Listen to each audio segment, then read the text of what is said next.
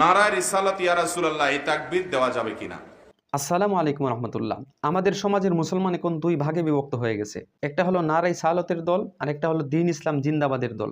শুধু এই বিভক্তের মধ্যে সীমাবদ্ধ নয়, এক দলে বলে যারা নারায়ে সালাত বলে না, নবীকে দাঁড়াইয়া সালাম দেয় না, হাজির নাজির মানে না, তারা কাফের হয়ে গেছে। তাদের সাথে ব্যবসা বাণিজ্য, চাল চলন, বিবাহ শাদী, তাদের পিছনে নামাজ পড়া সব নিষিদ্ধ।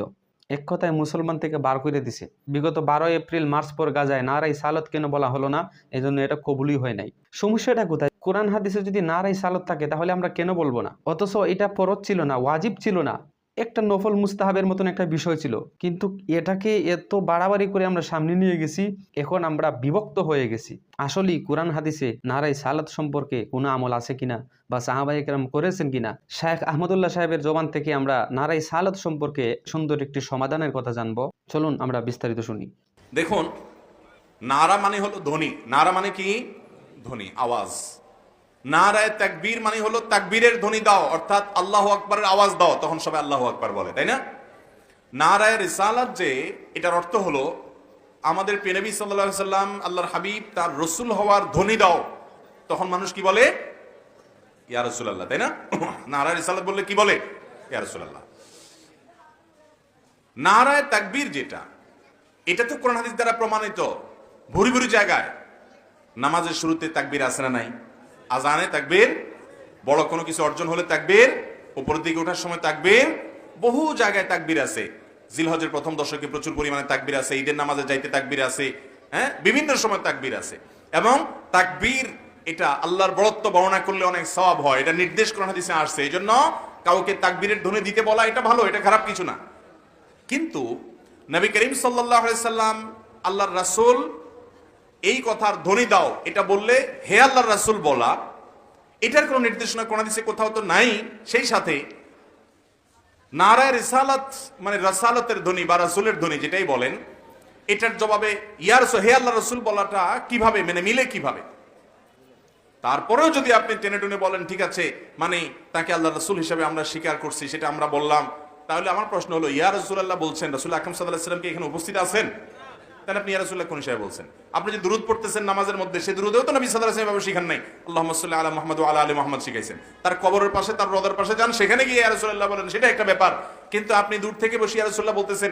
আমার দেশে অনেক মানুষ আছে যারা নবী করিম সাল্লাল্লাহু আলাইহি ওয়াসাল্লামকে হাজির নাজির মনে করে। তারা মনে করে নবী সাল্লাল্লাহু আলাইহি ওয়াসাল্লাম যে কোনো জায়গায় উপস্থিত, এবং এই জন্য অনেকে দেখবেন মিলাদে কিয়াম করে দাঁড়িয়ে যায়, নবীর জন্য চেয়ার রেখে দেয় যে উনি হাজির হয়ে গেছেন।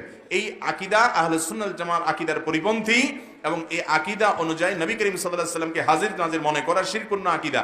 অতএব ওই আকীদা থেকে যদি কেউ ইয়া রাসূলুল্লাহ বলে এবং এই ধ্বনি সে দেয়, তাহলে সেটা বুঝতে হবে যে সরাসর বিভ্রান্তি, এবং এই ধ্বনি জায়েজ নাই। জামিয়া বিন্নুরি টাউন করাচির একটা ফতোয়া, পাকিস্তানের স্বনামধন্য দ্বীনি শিক্ষা প্রতিষ্ঠান, তারা এটাকে সরাসরি নাজায়েজ বলেছেন, যে নারায়ে রাসূলাত ইয়া রাসূলুল্লাহ এরকম কোনো ধ্বনি দেওয়া জায়েজ নাই। সবচেয়ে বড় কথা হলো ভাই, নবী করিম সাল্লাল্লাহু আলাইহি ওয়াসাল্লামের সাহাবীরা বিভিন্ন যুদ্ধের সময় ধ্বনি দিছেন না দেন নাই? তাকবীর দিছেন না দেন নাই? কোন তাকবীরে, কোন নারাতে তাকবীর ছাড়া এই নারায়ে রিসালাতের কোন ধ্বনি কোন সাহাবী দিছেন কিনা দেখেন তো, একটা বাইর করেন তো, একটা জাল হাদিসই বাইর করেন না যে নারায়ে রিসালাত বলছে সাহাবীরা ইয়া রাসূলুল্লাহ বলে উঠছে, আছে কিনা? যদি না থাকে তো আপনি এটা কোত্থেকে পাইছেন? আল্লাহ তাআলা আমাদেরকে সুন্নাহ অনুসরণ করার তৌফিক দান করুন। আল্লাহকে আল্লাহর পর্যায়ে রাখতে হবে। আল্লাহর সাথে তুলনার যোগ্য পৃথিবীতে আর কেউ, পৃথিবী কেন কোথাও নাই, আল্লাহ সৃষ্টি জগতে আর কেউ না, সবাই সৃষ্টি, আল্লাহ হলেন স্রষ্টা। এক ব্যক্তি তার বক্তব্যে এমন ভাবে বলছে যে আল্লাহ এবং তার রাসূল সাল্লাল্লাহু আলাইহি ওয়াসাল্লামকে এমন ভাবে উপস্থাপন করছে যে মনে হচ্ছে দুই সত্তা সমপর্যায়ের, নাউজুবিল্লাহ। নবী করিম সাল্লাল্লাহু আলাইহি ওয়াসাল্লাম ওই লোকটাকে ডেকে বলছেন, বিইসাল খতিব আনতা, তুমি খুব বাজে বক্তা, কারণ তুমি আমাকে আল্লাহর সমপর্যায়ে নিয়ে গেছো। আর নবী করিম সাল্লাল্লাহু আলাইহি ওয়াসাল্লাম বুখারী হাদিসে বলেছেন, লা তুতরুনি কামা আতরাতিন নাসারা ইবনে মারইয়াম, খ্রিস্টানরা যেরকম ইবনে মারইয়ামকে, ঈসা আলাইহিস সালামকে নিয়ে সীমালঙ্ঘন করেছে, তাকে আল্লাহর পুত্র বানায় দিয়েছে, আমার মর্যাদা যা আছে তা বলো, সীমালঙ্ঘন করতে গিয়ে আমাকে আল্লাহর পর্যায়ে নিয়ে যাবা না। এই জন্য ভাইরা আমার, নারায়ে তাকবীর বা তাকবীরের ধ্বনি দেওয়া তো বহু হাদিস দ্বারা প্রমাণিত, স্বয়ং কোরআন দ্বারা প্রমাণিত। আল্লাহ বলেছেন ওয়া রাব্বাকা ফাকাব্বির, আর আপনার রবের তাকবীর বর্ণনা করেন। তাহলে তাকবীরের ধ্বনি দেওয়ার নির্দেশ স্বয়ং কে দিয়েছেন? আল্লাহ দিয়েছেন। কিন্তু নারায়ে রিসালাত বা রিসালাতের ধ্বনি আবার কি? রিসালাতের তো ধ্বনি নেই। রিসালাতের উপরে ঈমান আনতে হবে, নবী করিম সাল্লাল্লাহু আলাইহি ওয়াসাল্লামকে রাসূল হিসেবে বিশ্বাস করতে হবে, তার আনুগত্য করতে হবে, তার অনুসরণ করতে হবে। কিন্তু তার জন্য আলাদা কোনো ধ্বনি কোরআন হাদিসের কোথাও উল্লেখ, কোরআন হাদিস যদি উল্লেখ না থাকে, এটার নাম হলো জাল, ভিত্তিহীন, ভেজাল। এই ভেজাল জিনিস নিয়ে আল্লাহর কাছে নাজাত পাওয়া যাবে আল্লাহ আমাদের মাশাল্লাহ, হুজুরের জবান থেকে আমরা পরিষ্কার কয়েকটি কথা বুঝতে পারলাম। প্রথমেই তাকবীর সম্পর্কে। তাকবীর অর্থাৎ আল্লাহ তাআলার ধ্বনি উচ্চারণ করা, এটা নিয়ে আমাদের কোনো ইখতিলাফ নাই। কেননা কোরআন এবং হাদিসে আল্লাহু আকবার ধ্বনি উচ্চারণ করার দলিল অভাব নাই। আল্লাহ নিজেই বলেছেন ওয়ারাব্বুকা ফাকাব্বির।